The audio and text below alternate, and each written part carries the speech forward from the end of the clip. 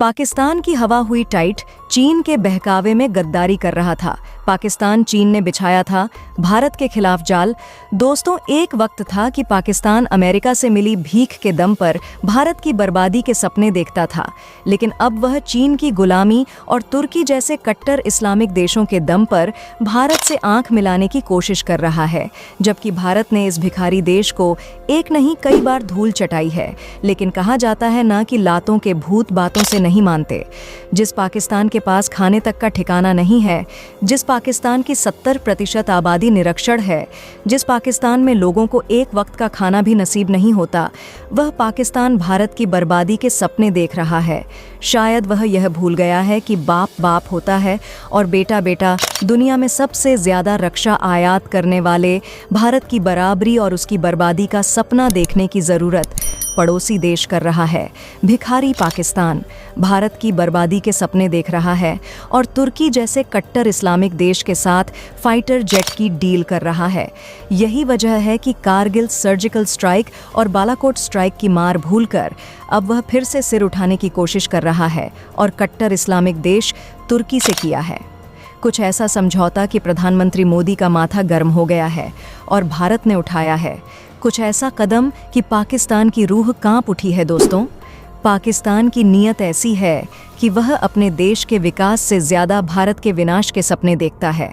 वहाँ की राजनीतिक व्यवस्था, या अगर हम यह कहें कि पूरा पाकिस्तान का अस्तित्व ही भारत के विरोध पर निर्भर है, तो कोई दिक्कत वाली बात नहीं होगी, क्योंकि वहाँ पैदा होने वाले हर बच्चे को भारत से नफरत करना सिखा दी जाती है, जो जिंदगी भर उसी नफरत के सहारे जीता है। भले ही वह फटे हाल जिंदगी जिए, लेकिन कट्टरता इतनी कि एक वक्त का खाना भले मुश्किल हो, लेकिन भारत की खिलाफत के नाम पर कुछ भी करने को तैयार है, जिसका पूरा फायदा वहाँ के आतंकवादियों और राजनीतिक दलों द्वारा उठाया जाता है। और भारत की नफरत का वह जुनून है पाकिस्तान को कि इसके लिए वह रोटी छोड़ बम बारूद खरीदने को तैयार है। और इसी मकसद से पाकिस्तानी सरकार ने दूसरे कट्टर मुल्क तुर्की के साथ बड़ी डील की है, जिसके काउंटर में मोदी ने मास्टर स्ट्रोक चलाया है। तो आखिर क्या है पाकिस्तान की डील और मोदी का मास्टर स्ट्रोक जानने के लिए बने रहिए हमारे साथ आखिरी तक। दोस्तों, तुर्की ने कुछ दिनों पहले अपने स्टेल्थ फाइटर जेट कान की सफल उड़ान के साथ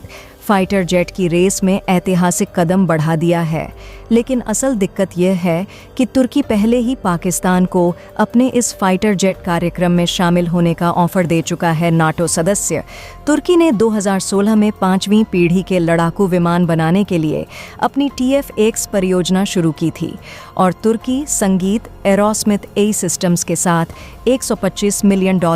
के समझौते पर हस्ताक्षर किए थे। पिछले महीने एक वीडियो शेयर किया है जिसमें कान 5वीं पीढ़ी के लड़ाकू जेट को उड़ान भरते और फिर उत्तरी अंकारा में एक हवाई अड्डे पर लौटते हुए दिखाया गया है। इसमें कोई शक नहीं कि तुर्की के लिए यह एक ऐतिहासिक उड़ान है, लेकिन अगर पाकिस्तान को यह फाइटर जेट मिलते हैं तो भारत के लिए यह एक सिरदर्द साबित हो सकता है। दोस्तों, तुर्की ने अपने स्टेल्थ फाइटर जेट के सफल परीक्षण के बाद काफ़ी तेज़ी के साथ प्रोडक्शन शुरू कर दिया है और तुर्की का मकसद अगले कुछ सालों में अपनी वायुसेना को 5वीं पीढ़ी के इस विमान को सौंप देना है।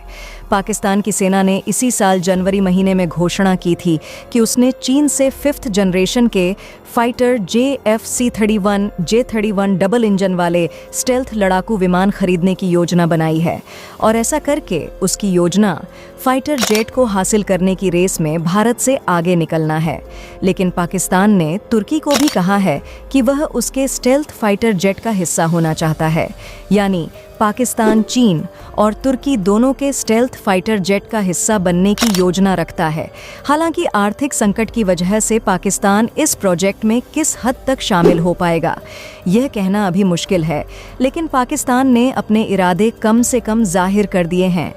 तुर्की ने पिछले साल अगस्त में पाकिस्तान को 5th जनरेशन फाइटर जेट संयुक्त तौर पर बनाने का ऑफर दिया था और पाकिस्तान ने तुर्की के ऑफर पर हामी भी जताई थी। लेकिन अब जब तुर्की ने अपने कान फाइटर जेट का प्रोडक्शन तेज़ी से शुरू कर दिया है और ऐसे में जब वह पहले ही पाकिस्तान को अपने 5th जनरेशन फाइटर जेट कान के प्रोडक्शन में शामिल होने का न्योता दे चुका है, और तो और जब पाकिस्तान ने चीन से FC-81 J-31 डबल इंजन खरीदने की घोषणा भी कर रखी है, दोस्तों सवाल यह उठता है कि अगर पाकिस्तान इन जेट्स विमान की डील कर भी लेता है तो क्या भारत के पास इनका विकल्प नहीं है, और अगर नहीं है तो क्यों नहीं है दोस्तों? हम आपको यह बताना चाहेंगे कि स्वदेशी लड़ाकू विमानों के अधिग्रहण में होने वाली देरी और प्रोजेक्ट के डेवलपमेंट में लगातार होने वाली देरी की वजह से भारतीय वायुसेना के पास अब भारतीय हवाई क्षेत्र की रक्षा के लिए पुराने लड़ाकू विमान ही बचे हैं।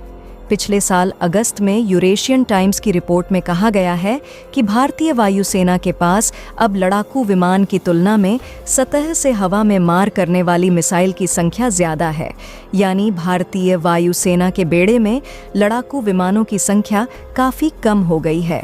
भारतीय एम का advance medium combat aircraft project को लेकर सवाल इसलिए उठ रहे हैं क्योंकि इसे 10 साल पहले शुरू किया गया था, लेकिन इसका डेवलपमेंट काफ़ी धीमा है। इस प्रोजेक्ट के तहत फाइटर जेट के डिज़ाइन को अंतिम रूप दे दिया गया है और प्रधानमंत्री मोदी की अध्यक्षता वाले सुरक्षा कैबिनेट समिति को धन आवंटन के लिए भेजा गया है, लेकिन वहाँ फाइल अटकी हुई है।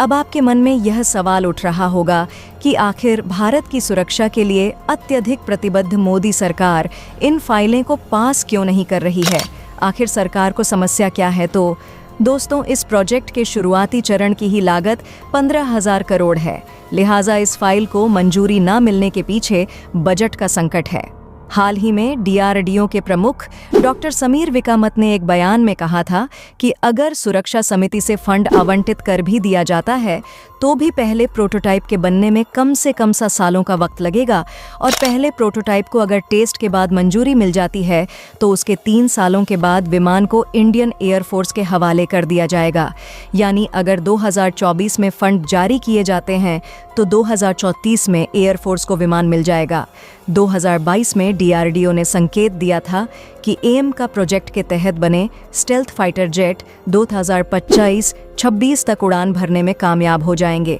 लेकिन अब इस बात की गारंटी है कि इतने समय में इस प्रोजेक्ट को पूरा करना संभव नहीं है। लेकिन दूसरी चिंता इस बात को लेकर है कि इस प्रोजेक्ट में इतनी देरी होने से कहीं इसका हाल भी तेजस प्रोजेक्ट जैसा ना हो जाए।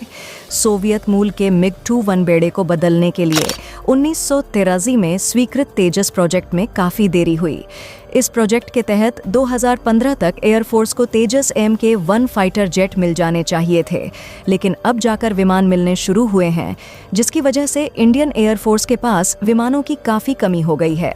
कान फाइटर जेट के बारे में दिलचस्प बात यह है कि इसका डेवलपमेंट एम का परियोजना के साथ ही शुरू हुआ था, लेकिन तुर्की अब अपने इस फाइटर जेट का ट्रायल करने के बाद इसका प्रोडक्शन शुरू कर चुका है, जबकि भारत में अभी तक प्रोजेक्ट को लेकर फाइल को मंजूरी भी नहीं मिली है, और जबकि तुर्की की अर्थव्यवस्था भारत से 3 गुना कम है। तो दोस्तों, रक्षा क्षेत्र में इस महत्वपूर्ण वीडियो पर आपकी क्या राय है? कमेंट में ज़रूर बताएं, और यदि आप एक सच्चे देशभक्त हैं तो वीडियो को लाइक करके अपने मित्रों में शेयर करके चैनल को सब्सक्राइब ज़रूर करें। जय हिंद।